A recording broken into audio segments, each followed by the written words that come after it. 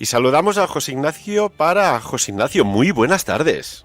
Muy buenas tardes, Ferran, ¿cómo estás, amigo? Pues muy bien, igual que tú, y aparte felicitarte por el éxito que están teniendo estas entrevistas que subimos en YouTube, tan interesantes, de estos contenidos que tú nos aportas a través de autores que plasman un conocimiento, una investigación de trabajos maravillosos, que decía, como el que trataremos hoy, que a mí me está quitando las pocas horas de sueño que disponía y que es una maravilla. Ediciones Obelisco, José Ignacio Para, recuerden, es el responsable de prensa y también analista, investigador, astrólogo, y eso nos da también mucho juego, y es la persona que nos explica cuestiones como la que en su momento plasmó Patrick Herón, ¿verdad? Sí, la verdad es que todo lo que has dicho concuerda muy bien con la realidad, porque esta es una labor de equipo. Yo creo que tú eres un extraordinario comunicador, nuestros amigos son unos extraordinarios oyentes, y bueno, yo humildemente pues aporto lo que tengo por aquí, que siempre son libros con un fondo muy interesante y que pretenden llegar más allá de lo establecido, pretenden ir detrás para saber qué es lo que realmente nos controla o qué es lo que realmente tenemos para vivir, ¿no? En la línea de lo que hablabas del libro de Patrick Herón, sí, este hombre es un hombre especial y tiene un libro que no me extraña que te esté quitando el sueño, que se llama Los Nefilim y la pirámide del Apocalipsis. Fíjate, como estructura del libro tiene dos partes. Una primera, la que hablaría de cuáles fueron los orígenes de la humanidad, al estilo un poco de Sitchin o de David Icke, que hemos hablado de él. Y luego tiene una segunda, que es escalofriante, porque nos habla de las profecías, pero las profecías que están incluidas en la Biblia. Todo aquello que tenemos delante de nuestras narices y que no somos capaces de ver.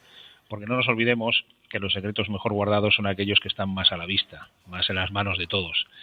Y así es. Es un programa, yo creo, intenso, que nadie se nos asuste con lo que se refiere a lo que nos toca vivir, a lo que viene después. Y no, porque tenemos la gran suerte de estar en un momento histórico único, y en estos momentos históricos llenos de vicisitudes también hay extraordinarias oportunidades de crecimiento que nos van a permitir ser mejor personas y estar más contentos, que es de lo que realmente se trata, o por lo menos es lo que nos dicen nuestros autores, que venimos a esta vida para ser mejores personas y ser más felices, y eso es lo que queremos. Y tanto que sí. Vamos a ir por capítulos, porque es que no hay nada despreciable. Incluso, y tengo que decirlo, ni el espacio en blanco, entre líneas, queda al desperdicio. Entramos en materia. Como bien decías, José Ignacio, los Nefilim y la pirámide del Apocalipsis. Y empezamos, pues, centrándonos, evidentemente, en las pirámides. ¿Quién las construyó? ¿Cómo consiguieron los constructores de aquellos tiempos remotos aquellos conocimientos en matemática, en ingeniería, arquitectura, astronomía? ¿Qué clase de tecnología avanzada se utilizó para sus construcciones? Y es que estamos hablando, por ejemplo, de la Gran Pirámide de Giza, de 2,3 millones de bloques de piedra, de un peso que van de las 2 toneladas a media tonelada cada uno. Que no estamos hablando de piedras. Estamos hablando de bloques megalíticos. Bueno, y nos encontramos otras construcciones, no solamente las pirámides. Por ejemplo, en el antiguo templo de Júpiter se encuentran 3 bloques de 800 toneladas, lo que pesan 3 jumbos 747 juntos, con lo cual, al hilo de lo que dices, es cierto. ¿Quién es capaz de mover estos pesos y de esta forma que prácticamente hoy casi nos es imposible? Pues es una buena pregunta. Si la haces en Egipto, te dicen que ellos, porque es un pueblo orgulloso como cualquier pueblo, y te dicen no, aquí no han venido los extraterrestres, hemos sido nosotros. Pero hemos visto que no solamente los prodigios de la construcción nos hablan de algo más, sino que también está levantada esa gran pirámide en el centro del mundo, en el que nos movemos. Entonces todo tiene una precisión tan extraordinaria, también esa alineación a las diferentes constelaciones, a diferentes estrellas, con lo cual tenemos que estar casi seguros de que hemos recibido ayuda, y una ayuda que era superior a nosotros. Patrick Herón también es de la opinión que vinieron los dioses estuvieron entre nosotros. Tenemos que ponernos en situación y colocarnos en el Egipto antiguo, cuando de repente unos seres luminosos vienen del cielo en sus extraordinarias naves y se mezclan con nosotros, nos prometen ayuda, y dentro de esa ayuda pues está esas grandísimas construcciones. Ahora, como también nos recuerda de alguna manera a las viejas tradiciones y viejas leyendas y viejos códigos que se nos han transmitido, esos hijos de dioses se mezclaron con las mujeres humanas porque les parecieron bellas, y al parecerles bellas fuimos expulsados del paraíso. Fíjate qué casualidad, ¿no? Que al final todo se une en una maravillosa cadena cuyos eslabones no son ni más ni menos que los diferentes pasos de la historia. Entonces, dentro de esa caída también, porque no nos olvidemos que Nefilín significa caída, dentro de esa caída, pues se comenzó la historia de la humanidad, una historia de la humanidad que ha venido marcada por esa llegada de los hijos de los dioses, que además, y dentro de lo que es la caída de los hombres cuando ya han probado ese fruto prohibido, pues nos encontramos que posteriormente, a lo largo de la historia, siguen estando, porque aunque fuimos expulsados del paraíso, esos espíritus que son como la parte más baja de nuestra naturaleza siguen estando, y nos han dicho las tradiciones que estaban sometidos a una fuerza que impedía que campasen a sus anchas. Pero cuidado, porque parece ser que ahora o bien ya están sueltos o bien están a punto de que se suelten dentro de esas profecías que hablábamos también al principio y que forman parte de los segundos capítulos o de segunda fase del libro, que recupera uno inicial que hizo Patrick Heron hablando solamente de las profecías del Apocalipsis. O sea que tenemos una historia extraordinaria porque se mezcla todo lo que es lo alternativo y también ese enigma de dónde están esos espíritus retenidos, cuándo van a salir, qué es lo que va a pasar, a dónde va la humanidad. Desde luego no tenemos unas perspectivas muy halagüeñas, a la vista está lo que ocurre cada día. No nos olvidemos que el futuro no es más que la representación o la consecuencia de un presente. Si nuestro presente ahora no es bueno, pues debemos de esperar un futuro no demasiado prometedor. Siempre estamos a tiempo de cambiar, que eso es nuestro interés y el interés de todos nuestros amigos que nos escuchan, desde luego. Para cambiar tienes que tener también tiempo para reflexionar, porque ante el bombardeo de información a veces del tipo que sea, claro, si no te pares en el camino y dices, a ver, voy a respirar y quiero sentir como respiro, quiero sentir como pienso, pero si tienes un flujo de información, como decía, del tipo que sea, claro, tienes la mente pues hackeada de alguna manera. Y por ejemplo, cuando comentabas de la pirámide, es que no deja de sorprender, porque aquella construcción, 2,3 millones de bloques, por un lado. Después, recordemos que estaba construida con granito y piedra caliza. La superficie exterior tenía un acabado pulido de piedra, de caliza blanca, que se veía a muchas decenas de kilómetros de la distancia. Cual cosa quiere decir que era imposible de escalar. Pero bueno, nos centramos quién y para qué construyeron la pirámide, que también, como dice el título, es la pirámide del Apocalipsis. Yo recuerdo en el año 2000, José Ignacio, un acto que se tenía que celebrar en Egipto. Estaba Jean-Michel Jarre, pues tenía que hacer un concierto, habían máximas autoridades de todo el planeta, reyes también, mucha gente, y uno de los actos se canceló. ¿Y sabes cuál era? ¿Cuál era? Pues salía un helicóptero con un cable y de él colgaba una réplica de la parte que falta de la Gran Pirámide, el piramidón, que originalmente era una pieza de oro macizo. Salía el helicóptero, pues una especie como de placo, de plástico forrado de papel de oro, y se depositaba. Pues recibieron las máximas autoridades de aquel momento 2 llamadas, una de Washington y otra del Vaticano, que aquel acto se tenía que cancelar. Y se canceló. Y claro, te hace reflexionar, decir, si cancelas algo que es simbólico, dada esta magnitud de importancia e influencia de la presión que sufrió las autoridades egipcias, es decir, ¿es que acaso la pieza que falta, aunque sea una réplica, es la que activa algo que desconocemos, unas fuerzas superiores o el verdadero significado de la Gran Pirámide? Sí, desde luego parece ser un faro. Si colocas la bombilla al faro, el faro comienza a emitir, y cuando comienza a emitir, pues a saber con qué nos encontramos, porque podría ser que los dioses, los hijos de los dioses, volvieran. y entonces sí que tendríamos un cambio tan sustancial en la estructura de nuestra sociedad actual que eso desde luego no se podría permitir. Fíjate, en los 4 pasajes que hay dentro de la pirámide, yo he estado en 2 de ellos, de la Gran Pirámide, 2 son o están orientados en la cara norte y 2 en la cara sur. Pues fíjate qué casualidad que los 2 de la cara norte señalan a 2 estrellas, Beta Ursa Minor y el otro Alfa Draconis. Fíjate, Alfa Draconis, que es la constelación del dragón, con lo cual también nos vamos a toda esa maravillosa historia de dragones que hemos tenido a lo largo de la humanidad. Los de la cara sur señalan hacia Sirio y hacia Zeta Orionis. Bueno, esas estrellas son importantes en el desarrollo de la humanidad.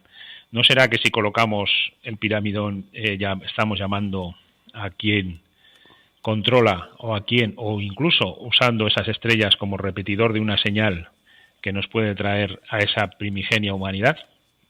En cualquier caso, esta es una de las teorías que plantean muchos de nuestros libros, que realmente la pirámide no es más que un grandísimo condensador de energía, en la cual si entras dentro te das cuenta de que todo es diferente, todo cambia, de que no sientes esa presión de los bloques, esa presión de 42 pisos de bloques, que hasta hace no demasiado era el edificio más grande del mundo, hasta que el hombre moderno comenzó a construir pues rascacielos y edificios de cierta envergadura, ¿no? O esos, ahora no recuerdo, pero 20 y tantos mil bloques. Entonces, cuando entras dentro, no te sientes oprimido, no sientes ninguna claustrofobia y notas una energía diferente, superior. Si esa energía la colocas en la punta de la pirámide, pues ya te digo, parece que tenemos realmente un faro. Bueno, en cualquier caso, la pirámide es una demostración práctica y palpable de que existe algo más, y ese algo más hoy todavía no sabemos qué es. Sí que tenemos todas las teorías que nos hablan de estos hijos del espacio que vinieron a ayudar a la humanidad que recién empezaba, o bien vinieron a utilizar a esa humanidad para sus fines y tuvieron que modificarla genéticamente, como hablábamos en la otra ocasión, para que esa humanidad pudiera desarrollarse y convertirse en lo que ahora tenemos. Entonces, la pirámide es una prueba viviente, pero tenemos más. Tenemos la Biblia. No nos olvidemos también que el código secreto de la Biblia, que descubrió Drosdin, pues claro, es algo que ya estaba buscando Newton en su día y a lo que empleó prácticamente toda su vida. Un código en el cual se reproducen toda una serie de cuestiones tan extraordinarias que lo extraño es que todavía, aun cuando ha salido a la luz, no sea todavía más célebre y no esté todo el mundo en su casa utilizando esos programas y programitas que regalaban o que había que comprar para descubrir los mensajes, porque el asesinato de Rabin, de Isaac Rabin, fue solamente una de las cuestiones que se pudo encontrar, pero es un libro que encierra todo. O sea, Newton decía que en ese libro estaba el código de la humanidad, estaba el código de la existencia, que se podían encontrar aquellos secretos que todavía se estaban buscando, porque en algo tan sencillo se escondía el conocimiento que a lo largo de tantos siglos había sido no solamente atesorado, sino escondido. Entonces, el contar con las máquinas que permiten no pensar al hombre, con los ordenadores, pues nos ha dado o nos ha proporcionado un avance que ha permitido encontrar ese código. Pero ahí se ha quedado. O sea, quizás aquellos antiguos, entre los cuales, como te digo, estaba Newton, si encontraban el código, lo trabajaban porque formaba parte de ese descubrimiento. Hoy en día apretamos una tecla y ya está. Fíjate que en la cuestión de la Biblia tienen que darse una serie de parámetros para que esto pueda funcionar y para que pueda ser leído un mensaje pasando de la casualidad.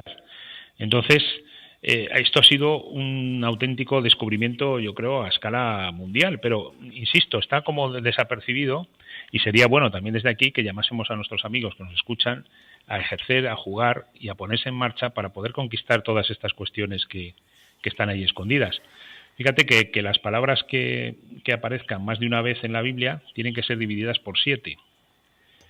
El 7 se repite extraordinariamente en la Biblia, este número que tanto nos gusta y que representa pues esa conquista de todo lo material también, ¿no? Es el número de la suerte. El 7 tiene que repetirse en 5 o 6 cuestiones diferentes, que ahora no enuncio para no hacerlo muy largo, para que pueda considerarse que lo que ha salido en ese código de la Biblia es realmente algo real, no es una casualidad.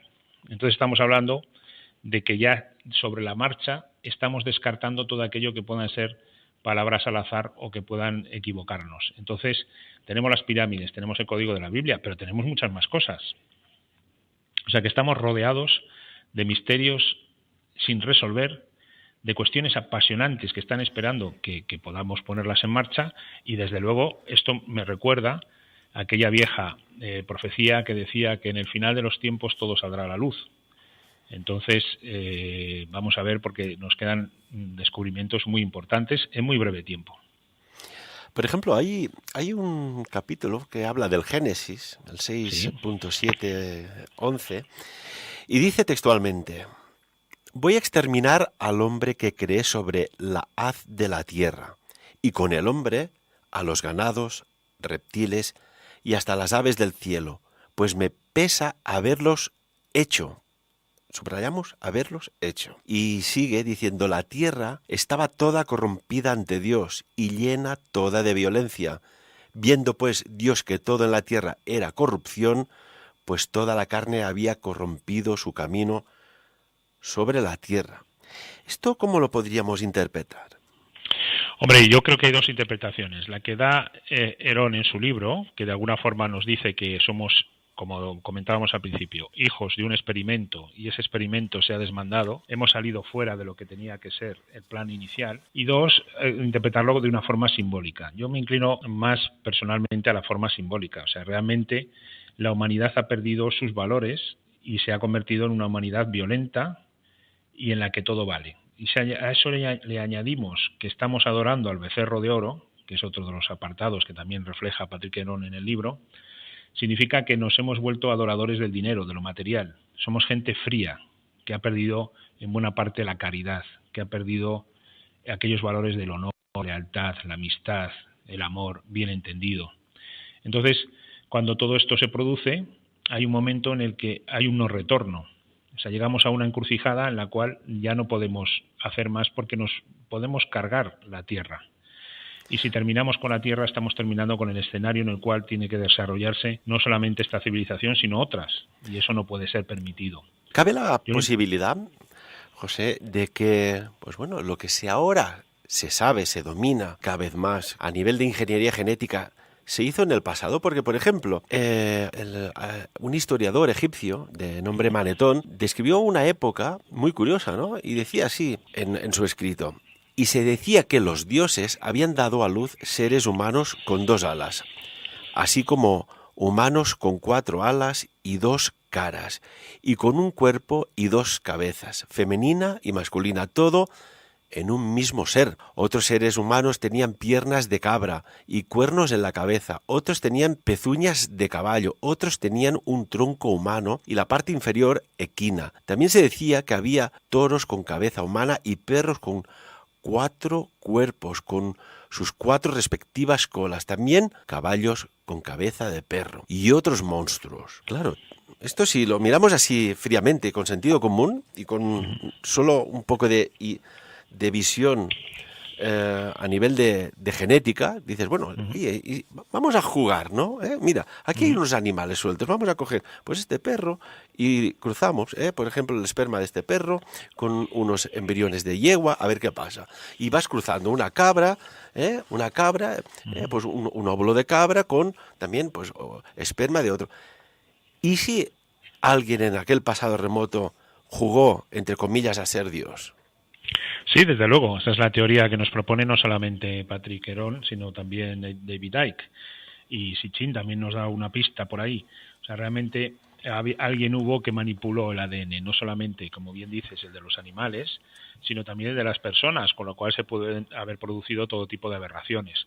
Hoy en día está prohibida ese tipo de manipulación genética, precisamente para evitar que haya este tipo de personas con malformaciones, pero tenemos que entender que esto se está produciendo a gran escala en otras cuestiones. En la agricultura, por ejemplo, se está trabajando, y ya es antiguo, para modificar el ADN de los productos y hacerlos más duraderos, o que sean más fácilmente transportables. Me viene a la cabeza ese experimento que se hizo con unas truchas a las cuales se les aclaró la piel para que fueran en determinados lugares más visibles, porque la piel más oscura pues pasa desapercibida con el fondo de piedras. Claro, el resultado fue terrible, porque los rayos de sol quemaban a estas truchas, con lo cual duraron muy poco y cayó rápidamente ese tipo de experimentos. Pero claro, los monstruos que aparecen en nuestras historias, los ogros, los dragones, aquellos cíclopes, toda la mitología tiene una base, y esa base, según nuestros autores, es la manipulación genética en los principios de la humanidad. No solamente vinieron y nos ayudaron, sino que también experimentaron, y fruto de esa experimentación surge toda esta mitología antigua, pero presente, también ese laberinto y todas las historias que nos reconducen a una humanidad que, bueno, está escrita con esa historia que siempre marcan los vencedores, pero que en realidad puede estar ocultando, como también hemos comentado, toda una historia paralela que nos habla de una gran civilización o una gran tecnología que vino a nosotros. Aquella película que venían por una puerta, que no recordará el nombre, quizás tú sí. Stargate, correcto. Pues nos habla un poco también de este estilo, ¿no? Fíjate cómo se ponían las máscaras que eran las deidades egipcias posteriores. Pues eso no parece ser tanta ciencia ficción, sino que en realidad lo que está mostrando son las propuestas de estos autores que realmente investigan y llegan a la conclusión de que el ADN humano está modificado para que podamos reproducirnos y crear esta civilización, creced y multiplicaros, no nos olvidemos, sino que también eso mismo se realizó con seres, y esos seres pues han sido los monstruos de nuestros cuentos y nuestra infancia, diferente a estos casos de criptozoología que nos llevan a especies no extinguidas y que pueden estar a nuestro alcance, aunque no las veamos siempre que queremos, ¿no? Porque si no ya no existirían. También me viene a la cabeza una fotografía que vimos, que viene en el libro de Icke, de un pterodáctilo que fue abatido por los confederados. Sí, en la guerra de secesión norteamericana. Correcto. Entonces, claro, todo este mundo se nos mezcla entre las manipulaciones, los cuentos, los ogros y también la criptozoología. Ahí, no demasiado lejos de donde estamos, en el lago de Bañolas también dicen que hay un monstruo que un santo exorcizó para que pudiera ocultarse y no volver a aparecer. Dicen que nunca más ha vuelto a aparecer. Pero bueno, ahí tenemos a Nessie y tenemos a tantos otros. O sea que tenemos un mundo realmente apasionante. Perdona. Y tanto que sí. No, y por ejemplo, la Biblia, los textos bíblicos, está cargadísimo de profecías. Hay exactamente 737 profecías distintas a lo largo de estas escrituras sagradas, y curiosamente algunas de ellas solo aparecen mencionadas una o dos veces, mientras que otras, por ejemplo, salen en cientos de ocasiones. Por ejemplo, hasta el día de hoy, Herón las ha cuantificado y se han cumplido 594, con un 100% de exactitud en cada caso. Y claro, esto estamos hablando de una estadística muy elevada.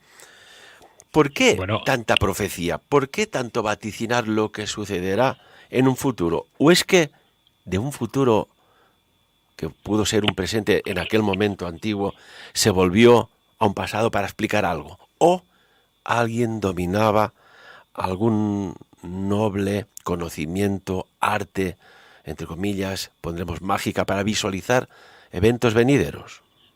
Sí, yo soy más de esa última opinión, porque fíjate que estamos hablando de la Biblia, y la Biblia es el libro más enigmático que existe. Cuesta entenderlo, porque nos vamos a los Picatrix, nos vamos a los libros de magia medieval, a los grimonios, nos vamos a los libros de John Dee, a tantos, y sin embargo, aquel libro gordo, ese con tapas oscuras y que el cura del pueblo te enseñaba reiteradamente, encierra toda la historia de la humanidad. O sea que realmente las profecías están dentro. Solo hay que saber mirarlas. Mira, al hilo de lo que tú decías, 11 profecías del Antiguo Testamento relativas a Jesús. Por ejemplo, que nacería en Belén, que entraría a Jerusalén a lomos de un asno. Zacarías 9:9, el anterior Miqueas 5:2, un amigo lo traicionaría. Salmos 4:1-10. Taladrarían sus pies y sus manos. Salmos 22:17. Lo venderían por 30 monedas de plata. Zacarías 11 y 12. Las monedas de la traición serían lanzadas al tesoro de la casa de Yahvé a cambio del prado del alfarero. Zacarías 11:13. Y lo crucificarían en presencia de ladrones. Isaías 53:12. 11 profecías cumplidas al dedillo, O sea, no se ha evitado nada, no se ha obviado nada. Las probabilidades de que esto sea así son de 1 entre 10 millones de billones. Imagínate la cifra. O sea, es imposible que esto ocurra. Sin embargo, ocurre. Por eso decíamos al principio que lo que bueno que tiene también este libro es que te da todo un campo de investigación en el cual puedes avanzar dentro de ese libro mágico, que es la Biblia, para descubrir lo que ha sido, lo que es y lo que será. O sea, que tenemos realmente un libro mágico, más allá de lo que los prejuicios que hemos desarrollado por la educación o por la presión que cuando éramos jóvenes sentíamos por el profesor de turno, ¿no? O sea, que realmente tenemos en nuestras manos el mayor libro de magia, el mayor grimorio, y sin embargo lo obviamos porque nos parece que es más interesante cualquier escrito, y si es extranjero, mejor. Hablaba también la Biblia, José, de falsos mesías, falsos profetas y de engaño, ¿no? Así como, por ejemplo, oiréis hablar de guerras y rumores de guerras, se levantarán nación contra nación y reino contra reino. Esto estamos hablando de eventos ya a nivel de, por ejemplo, en esta segunda parte de guerra mundial. Sí. Además, la guerra mundial viene muy definida en cuanto que Israel, ya sabemos, la batalla del Armagedón, Israel esté rodeada y esté sometida a la presión de los ejércitos enemigos que borrarán a Israel de la faz de la tierra, según algunas interpretaciones. Entonces hay que tener mucho cuidado y cuando veamos algo así, pues pensar que la cosa puede ir a mayores, ¿no? Sí que es verdad también lo que tú decías al principio, que en versículos 4 o 5 decía Jesús: cuidad que nadie os engañe, porque vendrán muchos en mi nombre y dirán yo soy el Mesías, y engañarán a muchos.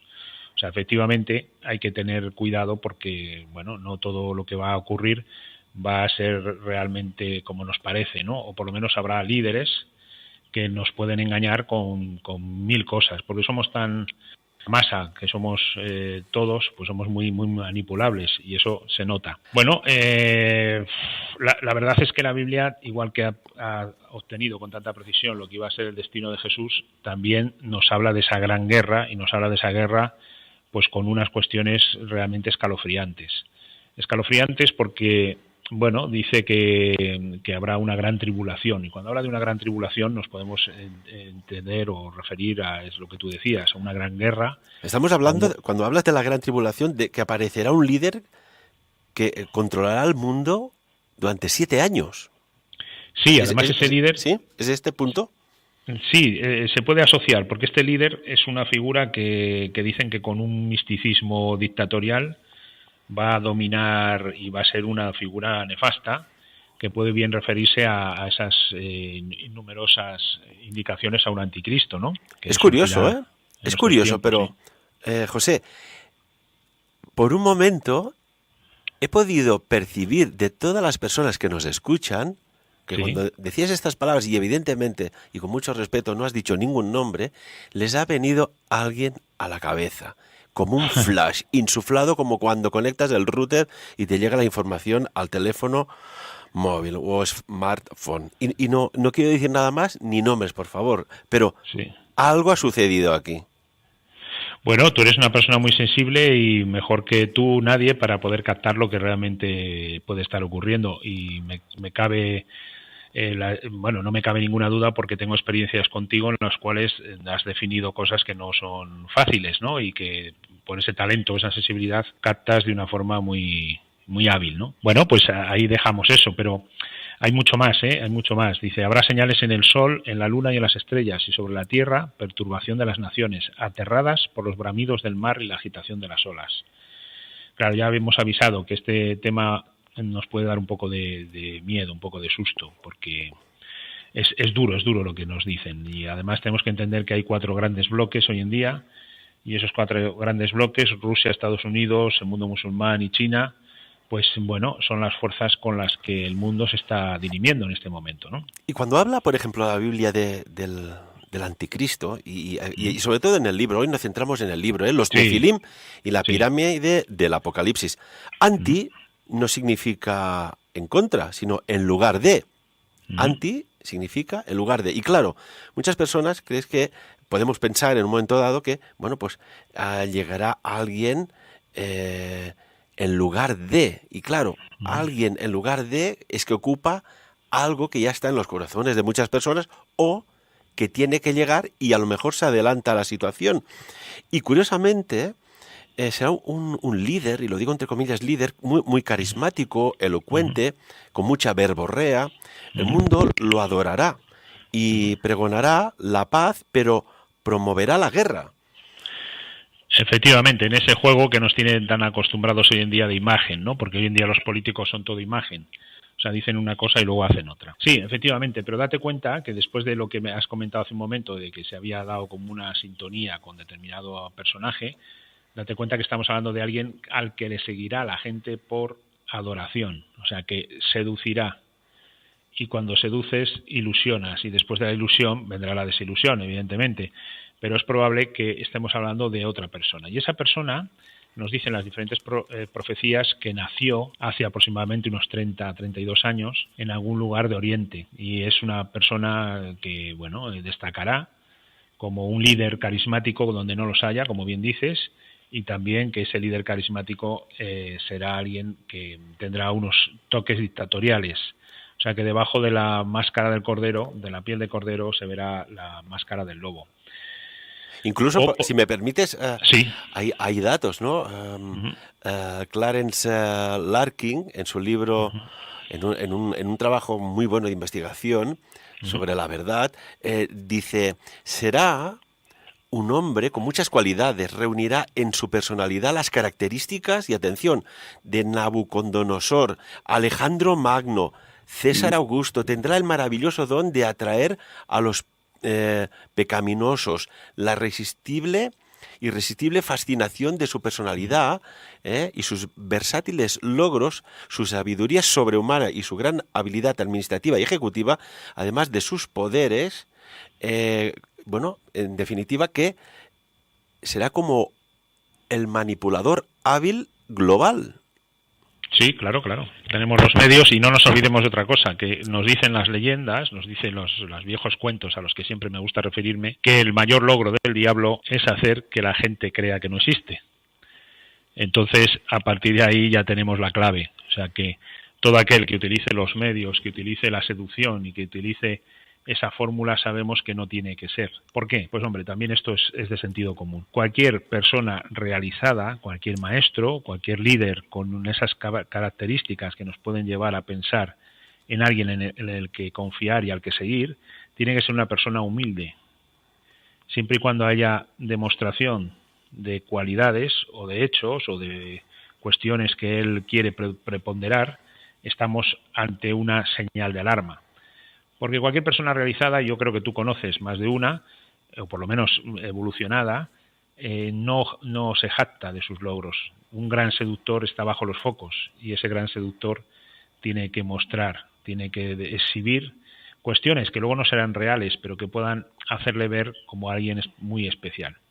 Seguramente un gran líder pasará desapercibido, no se someterá a los focos, y será aquella persona que poco a poco y paso a paso va haciendo una labor encomiable, sin necesidad de aplausos ajenos.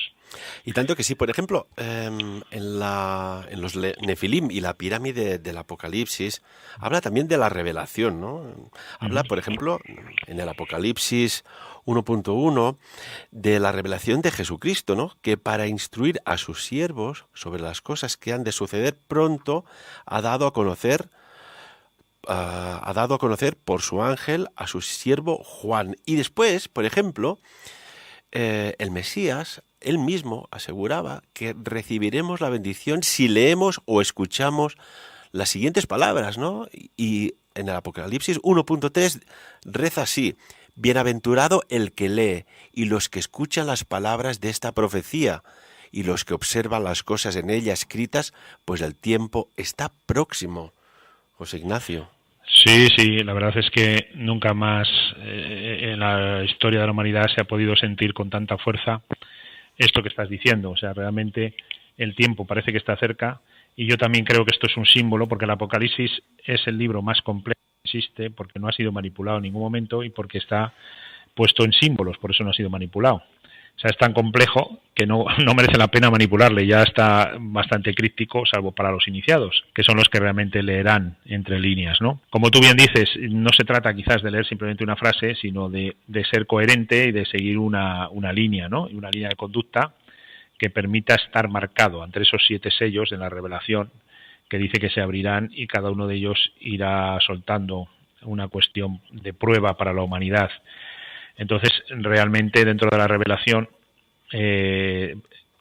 Patrice Héron nos habla de todos estos temas desde un punto de vista, la verdad es que muy sorprendente, porque te permite también darle un enfoque diferente a lo que es el Apocalipsis. Es un libro muy interesante porque te pone los trocitos de la Biblia y luego te pone la interpretación. Entonces, te permite que tú también le añadas o le quites la tuya propia, pero en cualquier caso, los tiempos que se avecinan pues no son demasiado halagüeños, como decíamos desde el principio. Por ejemplo, hay una cuestión, ¿no? Hay detalles, es que hay detalles, tantos detalles este libro. Ya te digo, es que me quita el sueño y gustoso, ¿eh? O sea, satisfecho estoy de leer con el corazón este libro, porque es la mejor manera de entender muchas cosas. Pero, por ejemplo, hay una referencia que ya conocíamos y habíamos tratado en algún otro programa, pues bueno, de la famosa isla discretita de Patmos, ¿no? Que está más o menos en la costa sureste de Turquía, que allí encerraron al apóstol Juan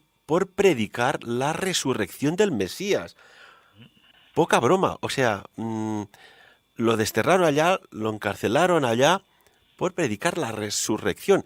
Y hay un versículo que dice que después de estas cosas tuve una visión y vi una puerta abierta al cielo y la voz aquella primera que había oído como de trompeta me hablaba y decía: sube acá y te mostraré las cosas que han de acaecer después de estas. Esto es muy potente. Pues sí, la verdad es que es como si se hubiera subido a una escalera que llegase hasta el cielo, ¿no?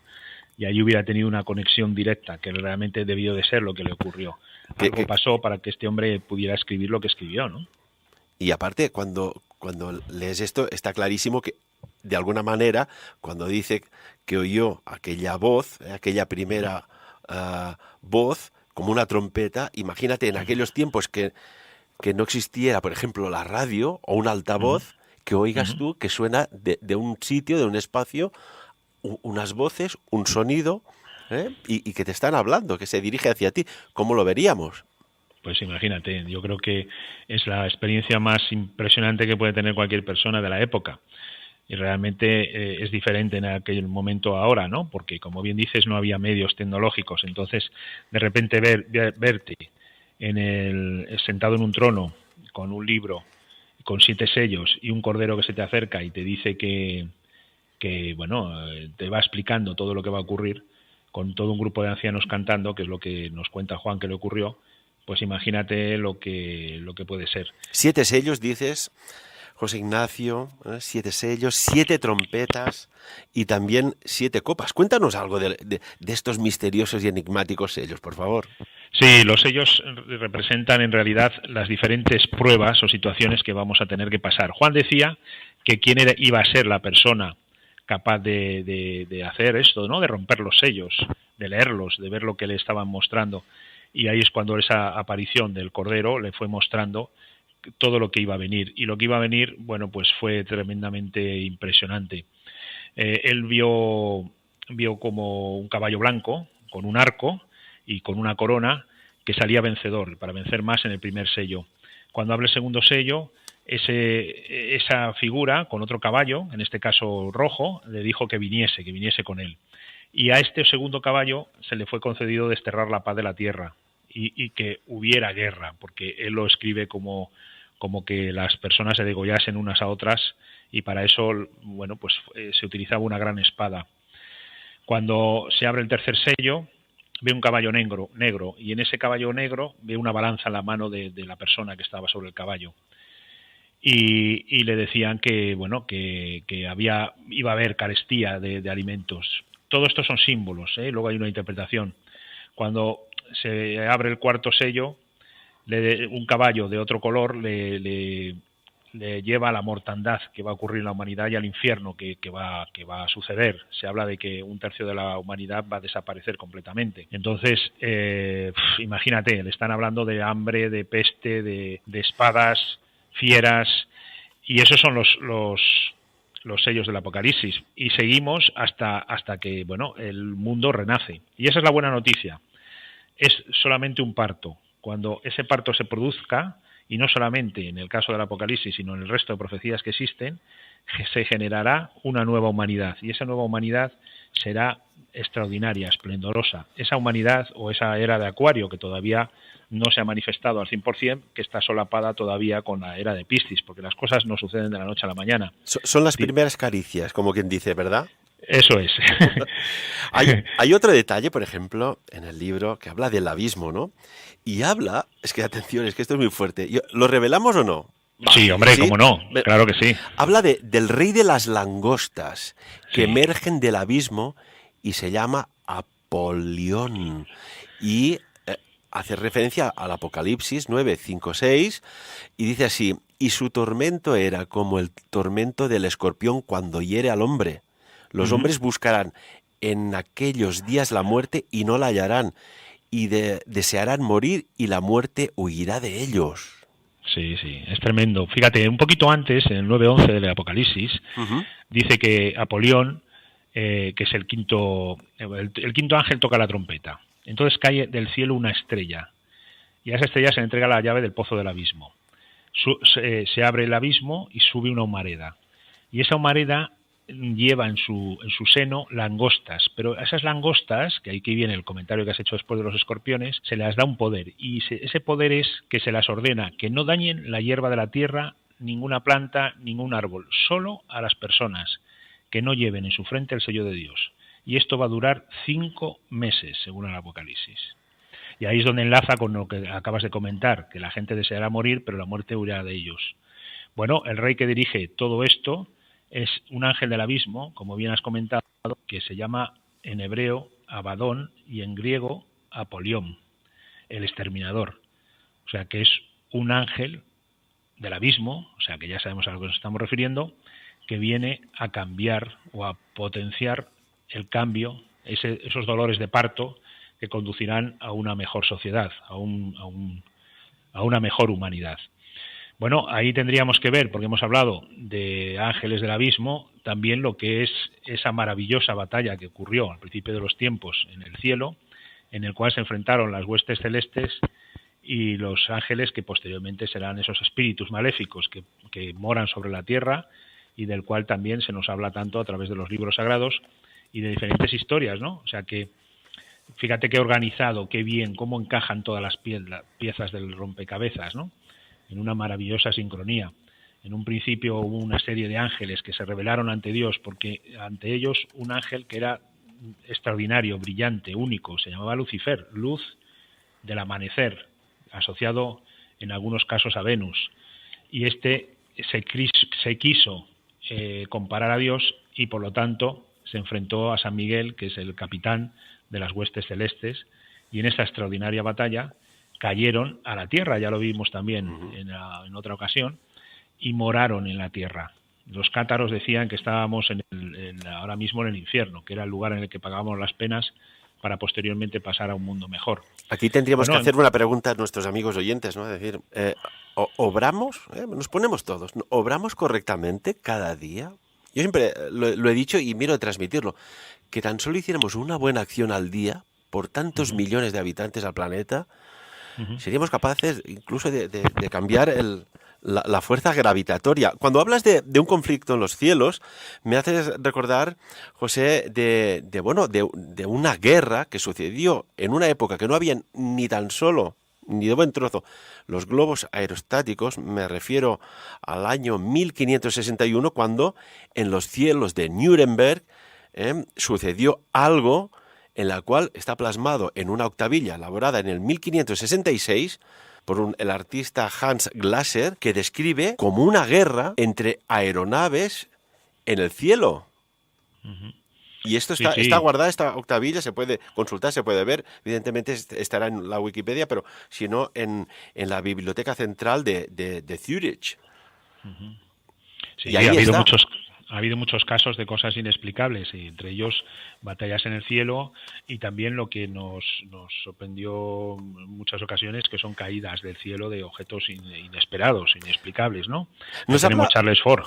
nos habla también, Herón, de un jardín secreto, ¿no?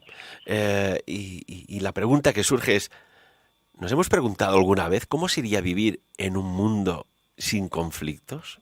Y cuando hablo de conflictos, ya lo podemos elevar a conflictos bélicos, pero incluso lo bajamos ya a conflictos de pareja, conflictos laborales. Un mundo sin conflictos. Esto sería en el cual no hay fracturas sociales, no hay violencia, no hay asesinatos, no hay violaciones, no hay mobbing, no hay bullying, no hay nada de nada. Hay equilibrio, paz y armonía. Nos habla Hombre, también de este jardín secreto, ¿verdad? claro, das en la clave, porque realmente has dicho algo que es fundamental. O sea, la guerra está en cada casa. Por eso la guerra es también en el exterior, se manifiesta en el exterior. Cuando erradiquemos la guerra de cada casa, y eso significa las discusiones, los conflictos, los enfados, las venganzas, las rencillas personales, cuando erradiquemos todo esto de cada hogar, realmente el mundo mejorará. Y también has dicho algo antes muy importante, que nos conduce al jardín secreto que habla Herón, y es, hagamos una buena acción diaria. ¿Cómo? Bueno, yo siempre pregunto a alguien y le digo, oye, ¿tú eres buena persona? Me dice, sí, claro. Todavía no he escuchado a nadie que me diga que no. Y no somos buenas personas, porque criticamos, juzgamos y cometemos 1000 incorrecciones, incluso tenemos estados de ánimo muy negativos, y todo eso nos carga, nos llena de un estado pesado, denso, que Hay se un detalle, transmite después. hay un detalle, por ejemplo, en las elecciones, ¿no? Que siempre pues se había hecho confianza a las encuestas y resulta que, por ejemplo, el partido X es el que va a ganar por encuestas y resulta que gana el partido Y. Pero claro, la encuesta, yo siempre lo digo, está bien hecha. Si no está manipulada, evidentemente, pero está bien hecha. Lo que pasa es que la gente engaña, la gente miente, y la gente miente cada día un montón de veces. ¿Cómo podemos generar un mundo que florezca todo de forma natural y no de forma opaca, turbia? La gente utiliza este recurso y al fin y al cabo, yo lo he visto cuando con tantos años que vas observando, haciendo, divulgando, creando conciencia, de que primero enferman a su entorno, pero al final el generador se acaba, como decimos en catalán, sucarrán, se acaba quemando. Efectivamente, y dices cómo, pues mira, muy sencillo, la fórmula es muy simple, y es tan simple que nuestros amigos van a decir, bueno, esto no puede ser. Pues sí, se puede cambiar cuando se quiere cambiar. O sea que la manera de cambiar es queriendo mejorar. Como tú dices, no la mentira, las críticas, los juicios, los análisis, todo esto no nos conduce a nada más que a estar mal. Y verdaderamente es un buen resumen del libro de Herón. Nos habla de catástrofes, de temas tremendos, nos habla del origen de la humanidad, nos habla de cuestiones relacionados con los mecanismos que están detrás de la misma vida. Pero por encima de todo esto nos habla de un jardín, de un fin positivo. Nuestra obligación en la vida es ser felices, y por lo tanto ese sería realmente el trabajo que merece la pena. Hay otro Ser cada detalle, día más feliz. perdona, ¿eh?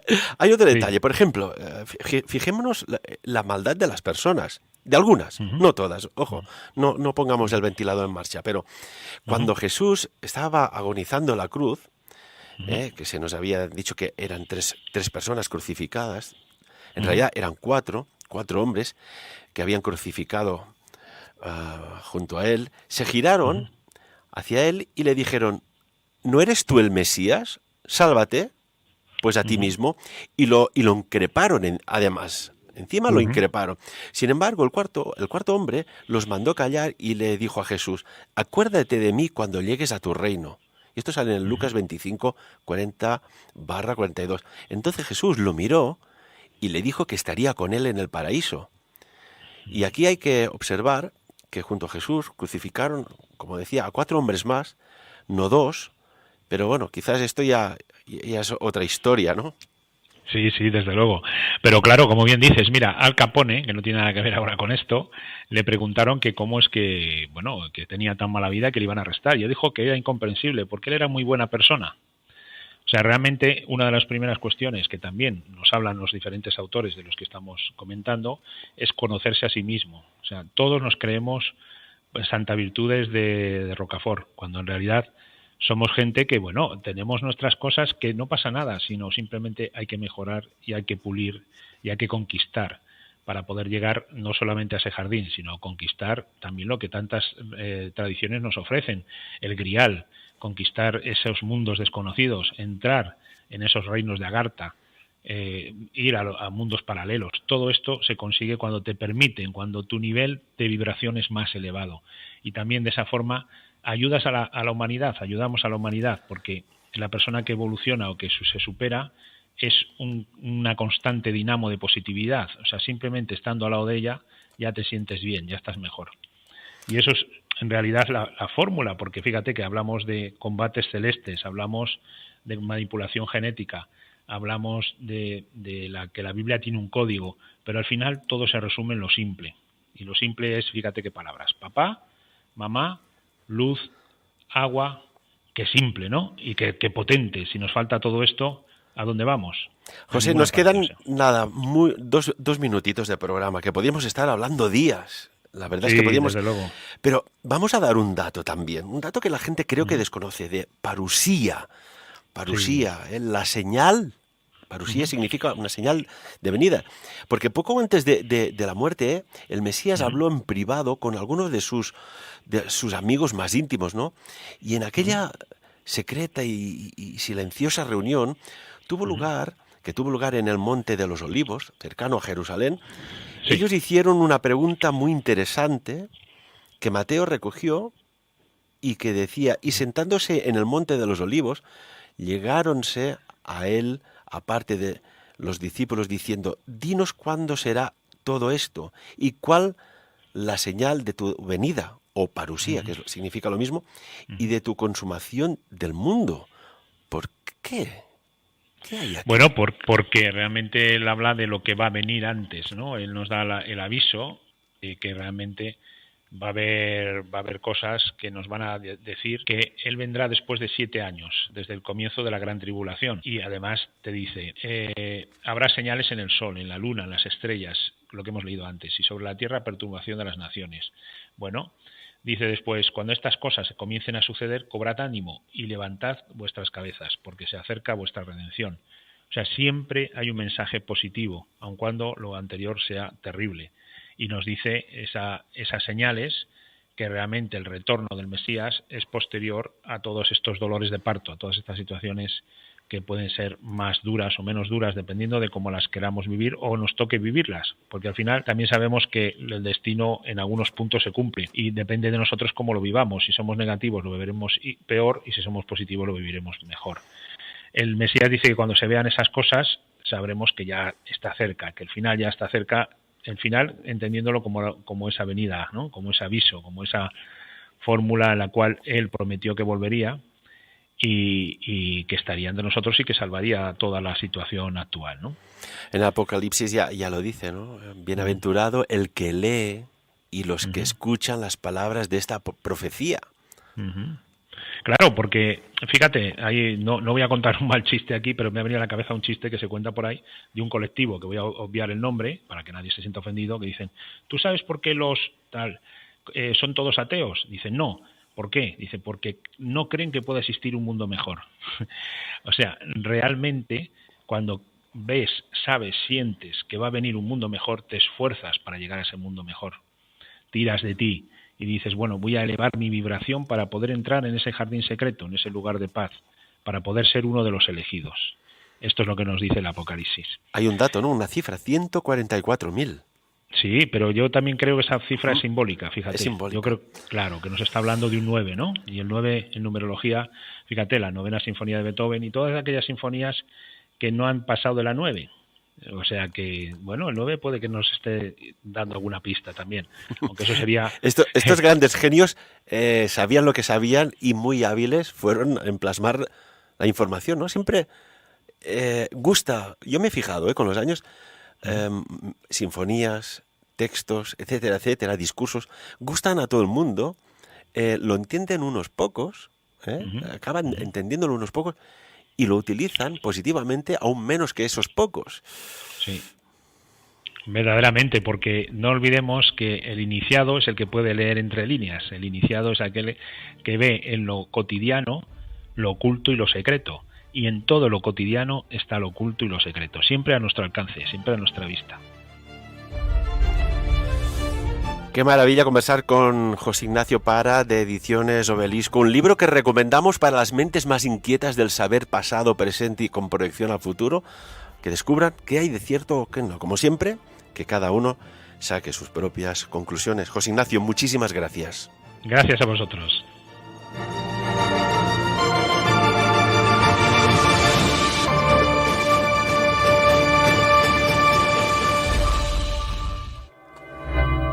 Sapiens, el programa de la neodivulgació informativa.